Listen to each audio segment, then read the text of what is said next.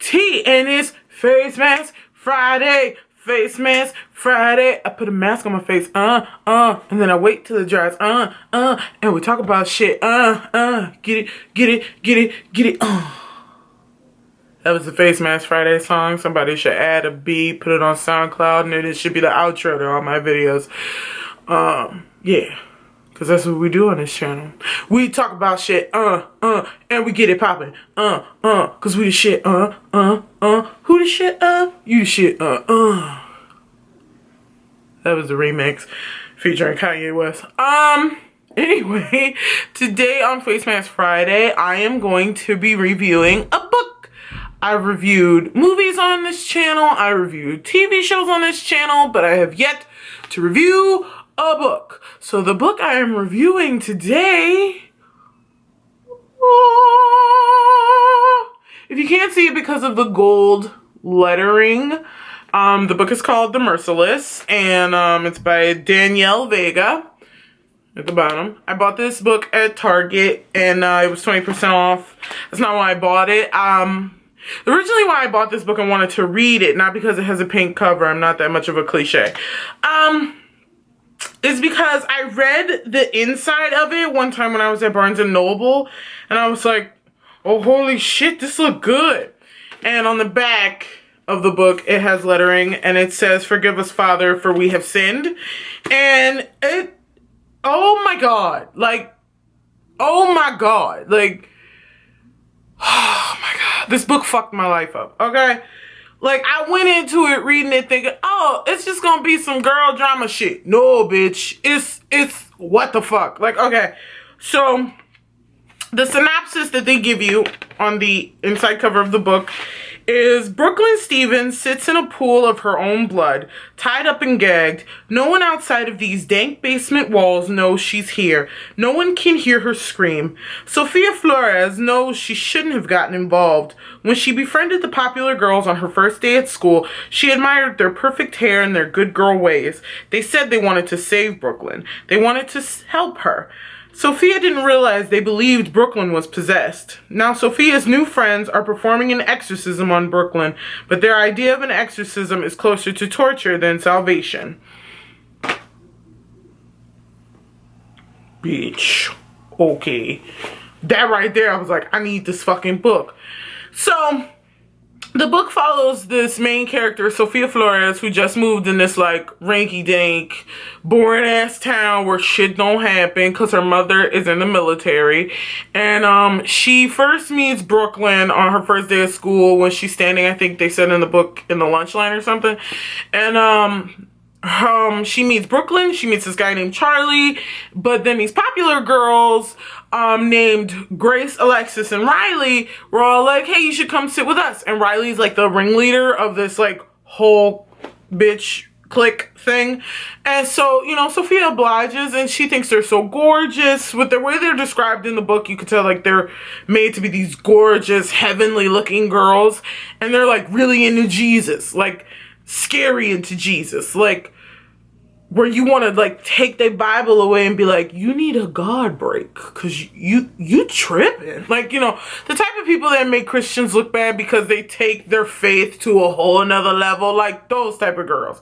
So Sophia learns that like Riley doesn't like Brooklyn, and like Brooklyn thinks Riley is a stuck-up bitch, you know, who's like super fucking extra, which she is. But, you know, who isn't a stuck-up bitch who's, like, extremely extra? So, I went into reading this book, and I was like, oh, yeah, this isn't too bad. No, this is fine. This is so fine. And then I get to, a chapter in the book where, they're doing this exorcism on Brooklyn because they believe that Brooklyn's possessed. They believe she killed their teacher in the book. And they believe that she skinned this cat behind the school. And they think there's a demon inside her and they want to work it out. So, you know, there's a part in the book where Brooklyn's like, well, if you want this exorcism to work, you guys have to confess all your sins. So they like start confessing shit, but then we learn later in the book that they didn't tell the whole fucking truth, including a Sophia bitch. Like, what I loved about the book was you don't see the character development of other characters coming.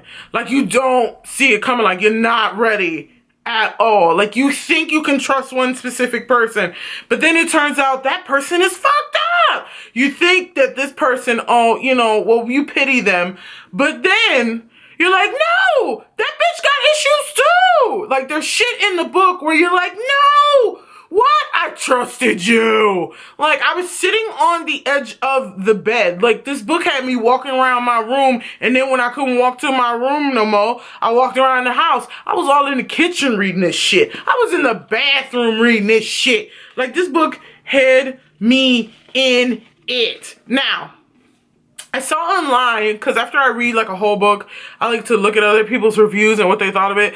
It was mixed. There were some people who wanted like the backstory as to why Brooklyn and Riley hate each other so much, or when they were friends.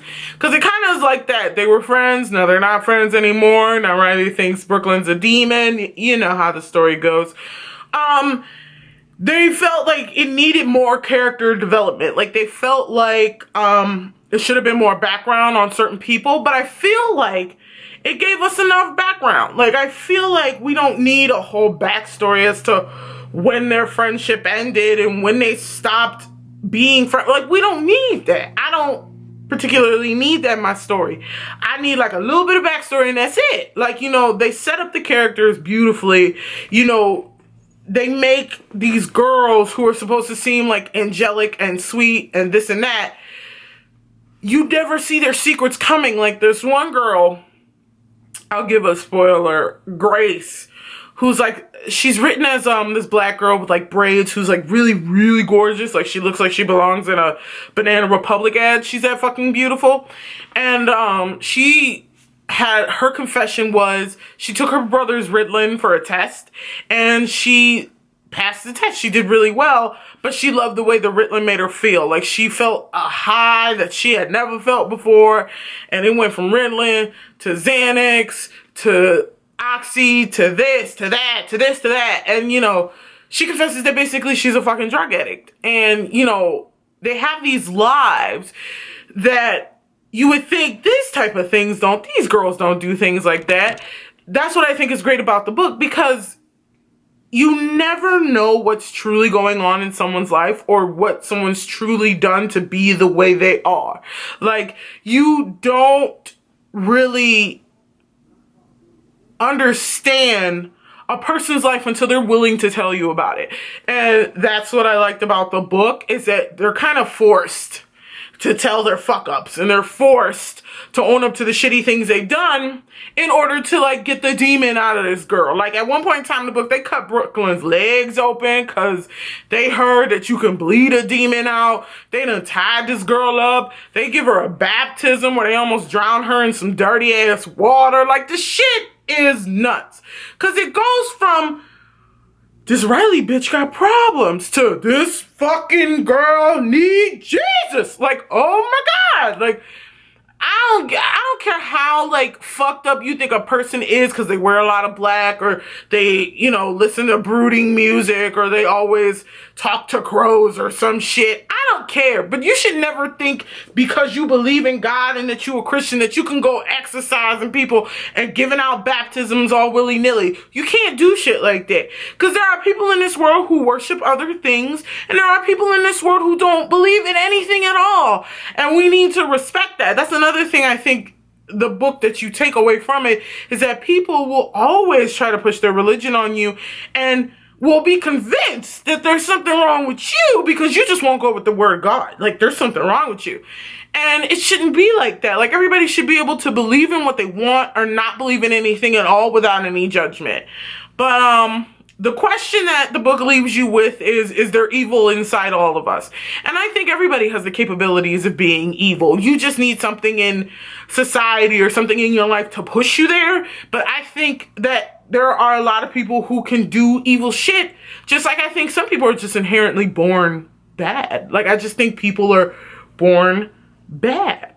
Sometimes it's not circumstances. Sometimes it's not where you grow up. Sometimes it's not the amount of bullying you experience at a young age. Sometimes you're just born a bad seed. You know, and some people are born just like inherently good. Like they just can't help it. They're just really good people. But I think some people are born bad, some people are born good, and then some people are born on the fence, and it all depends on what comes out more. So I would give this book a 10 out of 10. It's something that don't think you're gonna read a couple chapters and like put it down. Nah, son. Like you're gonna read, and then before you know it, you're gonna be at the 10th chapter just flipping through this bitch like what they doing now. Oh my God, who died now? I will tell y'all this. 3 people died and 2 people live in this whole like baptism, you know, doing shit, and like one of the people killed 2 people and one of the person that dies killed another person. Like it's fucking nuts. You don't know who, because I'm not going to tell you. I want you to go out, buy this book, buy it wherever books are sold, Barnes & Noble, Target. Do they sell books in Walmart? Yeah, they sell books in Walmart. Go buy it in Walmart. Wherever you like to shop and they sell books, buy this fucking book. The Merciless by Danielle Vega. I hope this is a series because that fucking ending fucked me up. I need a part 2. Danielle Vega, if you watch this video, if you hear about this video, you better give me the first edition of the fucking second to this book because I can't sleep right. Like I need to know what the fuck happens after that last line of that book. Like, you come on. Come on! Like, you know, I'm gonna read y'all last line. But I'm not gonna use the characters' names that are involved. Don't be silly, Blank says. Dropping my hand, her eyes glow red like she's lit from within. We don't kill our own. We don't kill our own? What the fuck? Oh my God. But anyway, y'all, I hope you have an amazing Friday. I think my face mask is about dry as shit, and I need to probably clean it off my face. Be safe this weekend. If you're legal to drink, drink responsibly. If you smoke weed, smoke responsibly. And if no one's told you that you're awesome and that they love you, I think you're awesome, and I love you. See you on Sunday.